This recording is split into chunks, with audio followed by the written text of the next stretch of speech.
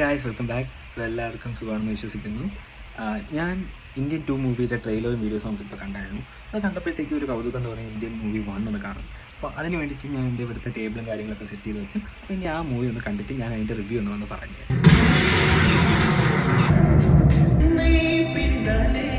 So movie ഞാൻ കണ്ടു, എനിക്ക് ഭയങ്കരമായിട്ട് ഇഷ്ടപ്പെട്ടു. അതിൽ പ്രത്യേകിച്ച് അതിൻ്റെ സോങ്സും കാര്യങ്ങളൊക്കെ കൊള്ളാം. പക്ഷേ എനിക്ക് ലോജിക്കില്ലാത്ത മനസ്സിലായ ഫീൽ ചെയ്ത രണ്ട് കാര്യങ്ങൾ തോന്നുന്നു. ഫസ്റ്റ് ഓഫ് ഓൾ, പുള്ളിക്കാരൻ്റെ മോക്ക് ഇതേപോലെ ഒരു ആക്സിഡൻറ്റ് പറ്റുകയും ഹോസ്പിറ്റലിൽ കൊണ്ടുപോയും ഡോക്ടർ ഇതേപോലെ ബ്രൈബ് ചെയ്യാൻ വേണ്ടി 500 റുപ്പീസ് ചോദിക്കും. പുള്ളിക്കാരൻ ആ പൈസ അന്നേരം കൊടുക്കുന്നതിന് പകരം നേരെ വഴിയിലൂടെ പോയി പുള്ളിക്കാരൻ്റെ മോളെ റിക്കവർ ചെയ്യാൻ നോക്കും.